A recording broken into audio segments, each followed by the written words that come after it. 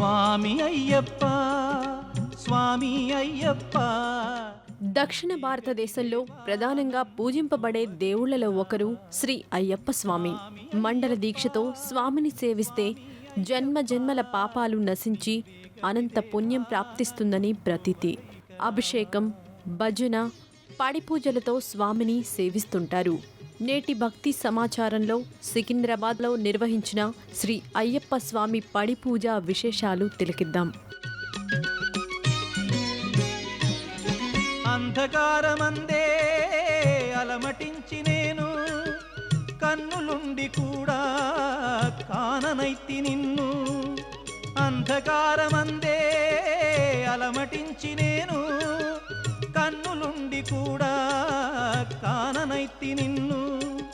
దేవదేవనాపై కరుణ కురియవేళ, దేవదేవనాపై కరుణ కురియవేళ.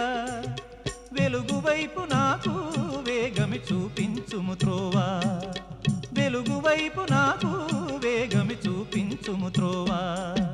స్వామి అయ్యప్ప స్వామి అయ్యప్ప, నీవే గతి దేవా నన్ను బ్రోవగైకరావా. పూజ కోసం ప్రత్యేకంగా ప్రాంగణం రూపొందించి శ్రీ విఘ్నేశ్వరుడు, శ్రీ అయ్యప్ప స్వామి, శ్రీ సుబ్రహ్మణ్య స్వామి మూర్తులు తాత్కాలికంగా ప్రతిష్ఠ చేశారు. తొలి దైవం విఘ్నేశ్వరుడి పూజతో పడి పూజ ప్రారంభించారు. అనంతరం అయ్యప్ప స్వామిని అభిషేకించారు. పంచామృతం, ఫలాలతో అభిషేకించి భక్తి నీరాజనాలు సమర్పించారు. ఓం ఓం అయ్యప్ప ఓంకార రూప అయ్యప్ప, ఓం ఓం అయ్యప్ప ఓంకార రూప అయ్యప్ప. సహస్రారమే శబరీ శిఖరం బ్రహ్మకపాలం నీ స్థానం, సహస్రారమే శబరీ శిఖరం బ్రహ్మకపాలం నీ స్థానం. ఓం ఓం అయ్యప్ప ఓంకార రూప అయ్యప్ప, ఓం ఓం అయ్యప్ప ఓంకార రూప అయ్యప్ప అయ్యప్ప.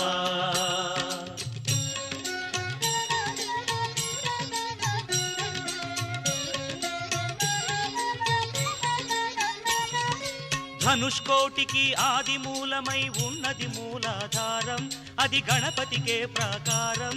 ఎరుమేలి యాత్రకే ఆరంభం శ్రీకాళహస్తి క్షేత్రం. ఓం ఓం అయ్యప్ప ఓంకార రూప అయ్యప్ప, ఓం ఓం అయ్యప్ప ఓంకార రూప అయ్యప్ప అయ్యప్ప.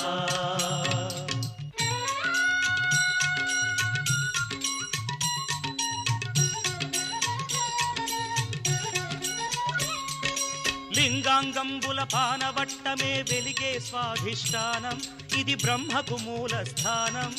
కాలై కట్టి అనుక్షేత్రం జంబుకేశ్వరం ఈ తీర్థం.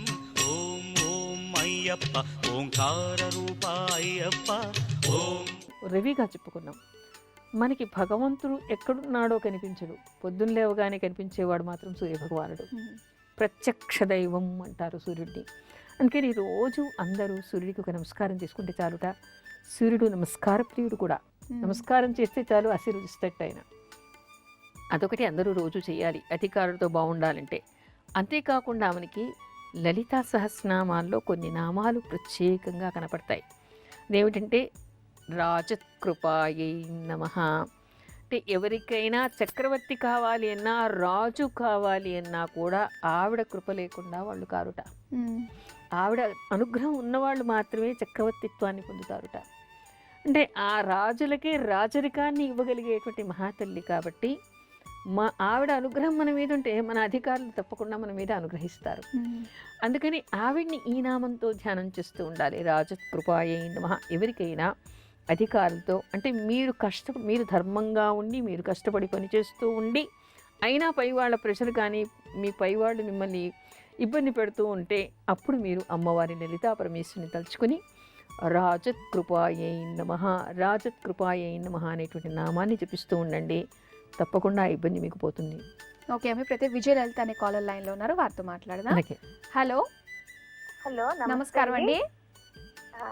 మా చెల్లి విజయలలిత గురించి రిజిస్టర్ చేసుకున్నాను. ఒకసారి బర్త్ డీటెయిల్స్ కన్ఫర్మ్ చేసుకుందాం అండి. అక్టోబర్ 20, 1967 మధ్యాహ్నం 2 గంటలకు కర్నూలులో పుట్టారు. అవునండి. హెల్త్ ప్రాబ్లమ్స్ ఉన్నాయని చెప్పేసి రిజిస్టర్ చేసుకున్నారు కదండి. అవునండి. డీటెయిల్ గా చెప్పండి సమస్య మేడంతో. నమస్తే మేడం గారు. నమస్తే, ఎప్పటి నుంచో చెప్పండి. మీ ప్రోగ్రామ్ చూస్తూ ఉంటాను నేను గోపురం రెగ్యులర్ గాను. మా చెప్పండి. చెల్లి గురించి అడుగుదామని అదే చేశాను. ఏం అడగాలనుకున్నారమ్మా? అంటే తను చాలా చిన్నతనం నుంచి కష్టాలు పడుతూ వచ్చిందండి. ఉమ్. చాలా చిన్న వయసులోనే హస్బెండ్ చనిపోయారు, 3 పిల్లలు. ఉమ్. తన భర్త ఉద్యోగమే తనకి ఇచ్చారు కరీంనగర్ లో. సిరిసిల్ల వెళ్ళి పనిచేస్తుంది కరీంనగర్ నుంచి, గవర్నమెంట్ జాబ్. ఈ అమ్మాయి టైం కరెక్ట్గానే ఇచ్చారా మీరు? టైం కరెక్టేనండి. ఎగ్జాక్టా? మేష రాశి, భరణి నక్షత్రం, 4వ పాదం అండి. అదేనండి. హస్బెండ్ చిన్న వయసులో చనిపోయారు. 3 పిల్లలు అయితే పెంచుకోలేనని 2 పిల్లల్ని పెంపకానికి ఇచ్చేసిందండి. తర్వాత హెల్త్ ప్రాబ్లమ్స్ చాలా వచ్చాయి. ఆపరేషన్స్ అవి కూడా అయ్యాయి, 2 సిజేరియన్. తర్వాత వేరే ఆపరేషన్స్ కూడా అయ్యాయి. ఇప్పుడు కూడా హెల్త్ బాగాలేదు. షుగర్, బీపీ, ఒబిసిటీ, మోకాళ్ళ నొప్పులు ఇవన్నీ ఉన్నాయండి. దీంతో పాటు బస్ ఎక్కి ఉద్యోగానికి వెళ్ళాల్సి వస్తుంది సిరిసిల్ల కరీంనగర్ నుంచి. ఒక బాబు నుంచుకుని తన బీటెక్ కంప్లీట్ అయింది, జాబ్ లేదు, ఇంట్లోనే ఉంటున్నాడు. హైదరాబాద్ ట్రాన్స్ఫర్ అయితే గానీ తను ఉద్యోగం చేయలేడు అనమాట. ఎవరు, బాబుకా ఈవిడకా మీరు అడిగేది? అంటే తనకి ట్రాన్స్ఫర్ అయితేనే బాబు హైదరాబాద్ వచ్చి జాబ్ చేయగలరు. ఇద్దరు అక్కడే ఉన్నారు, కరీంనగర్ లో ఉంటున్నారు. అది లింక్ అనమాట వాళ్ళిద్దరికి. అందుకని తనకి ట్రాన్స్ఫర్ గురించి ట్రై చేస్తుంది చాలా కాలం నుంచి. ట్రాన్స్ఫర్ ఎప్పుడవుతుందనా మీది మీరు అడిగేది? అవునండి, ట్రాన్స్ఫర్ ఎప్పుడవుతుంది, తన ఫ్యూచర్ ఏంటి, అసలు ఇంకా ఎప్పుడైనా హ్యాపీనెస్ ఉంటుందా లేదా తన లైఫ్ లో అనేది తన బాధ. ఈ సంవత్సరం ట్రాన్స్ఫర్ అయిపోతుందమ్మా, కంగారు ఏమీ లేదు. ఈ మే లోపల అయ్యే అవకాశం కనపడుతుంది. ఒక మంత్రం చెప్తాను, ఆ మంత్రాన్ని నిరంతరం తల్లి కొడుకులు ఇద్దరిని జపించమని చెప్పండి. తను అనుకున్నటువంటి స్థానానికి వెళ్ళాలి అని చెప్పేసి సుమంతో సుమంతో శ్రీ కార్తవీర్యార్జునాయ నమః.